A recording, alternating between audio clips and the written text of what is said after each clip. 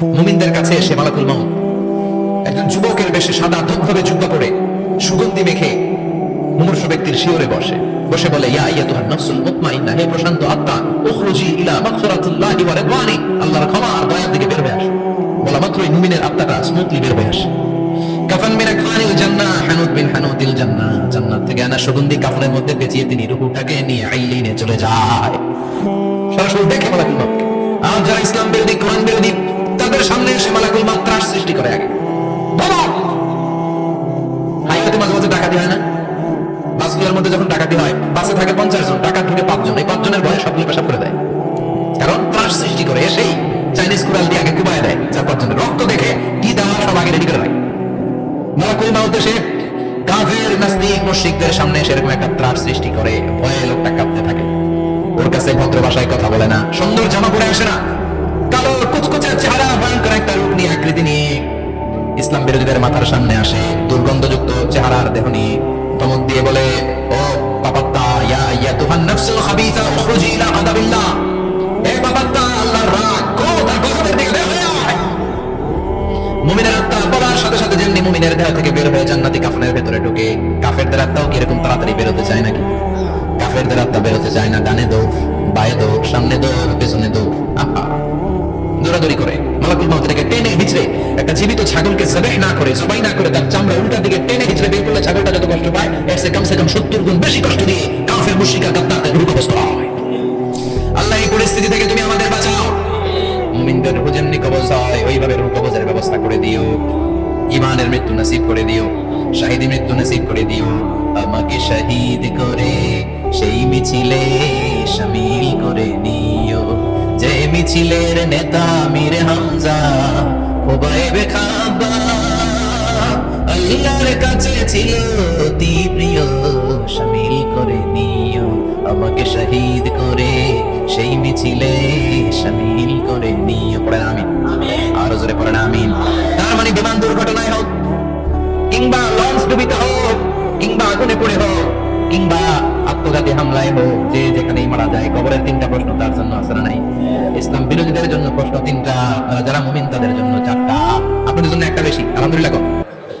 কবরে এসে প্রথম প্রশ্ন করবে মুনকার নাকির যখন চলে আসবে, 40 কদম যখন আত্মীয় স্বজনরা লাশটাকে কবরের মধ্যে দিয়ে 40 কদম চলে যায়, তখনই ফেরেশতা চলে আসে। আহা, শেষ, সব শেষ। এসেই পরীক্ষা শুরু। মার রব্বুক, তোর রবের নাম কি? চিল্লায় বলেন, আমাদের রবের নাম কি? আমরা বলবো রব্বি আল্লাহ, আল্লাহ আমারে রব। দমে দমে তনু মনে তারি অনুভব। পড়েন, আল্লাহ আমারে রব। তোমার দুনিয়াতে আমি যেদিকে তাকাই, অথই নিয়ামতে ডুবে আছি সবাই। পাখপাখালির গানে শুনি তাসবিহ কলো রব, তাসবিহ কলো রব, আল্লাহ আমারে রব। প্রথম প্রশ্ন, তোমার রব কে? আমরা বলবো আমাদের রব আল্লাহ। দ্বিতীয় প্রশ্ন, ওমা দীনু, তোমার ধর্মের নাম কি? আমরা কি বলবো? তৃতীয় প্রশ্ন, বিশ্বনবীর চেহারা দেখিয়ে বলা হবে আতারিফু হাযার রাজুল, এই লোকটারে চিনো নাকি? আমরা বলবো চিনি, আমাদের প্রাণের নবী, ঠিক কি না? চাঁদের চেয়ে সুন্দর তুমি নবী আমার কামলিহি ওয়ালা, দু জাহানের বাদশা তুমি প্যারা নবী সাল্লে আলা, চাঁদের চেয়ে সুন্দর তুমি নবী আমার কামলিহি ওয়ালা, ঠিক কি না? 3টা প্রশ্নের যথাযথ উত্তর যখন দিয়ে দিলেন, আপনার জন্য অতিরিক্ত আরেকটা প্রশ্ন করা হবে, ওয়ামা ইলমুক, তোমার নলেজ কি? 3টা প্রশ্নের উত্তর যে তুমি করতে পারলা, কিভাবে পারলা, কেমনে জানলা? নকল করে বলছো নাকি জেনে বুঝে আসছো? নকল হয় না? এখন তো পরীক্ষা চলতেছে বোধহয়। কি পরীক্ষা? এসএসসি পরীক্ষা। নকল হয়? কৃষ্ণপুরে নকল নাই না? এখন মনে হয় এগুলো একটু কমছে। একটা সময় ছিল অনেক নকল হইতো। পাঞ্জাবের ভিতরে নকল, পকেটে নকল, টুপির ভিতরে নকল, মোজার ভিতরে নকল, এমনকি মেয়েরাও নকল করে পরীক্ষা হলে আসে না নাই?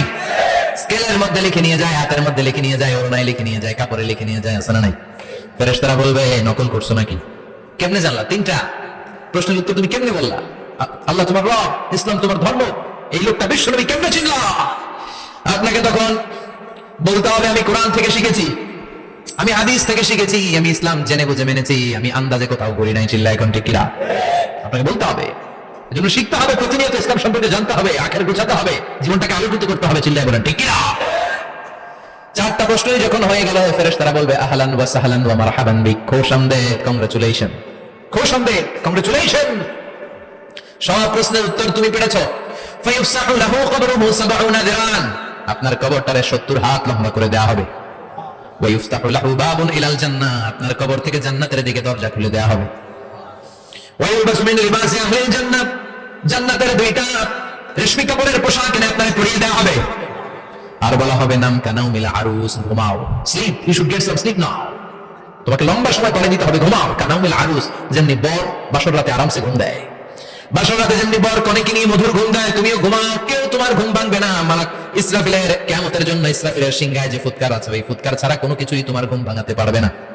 আলহামদুলিল্লাহ পড়েন। আল্লাহ আমরা যেন 4টা প্রশ্নের উত্তর দিয়ে লম্বা একটা ঘুম দিতে পারি, পড়েন আমিন।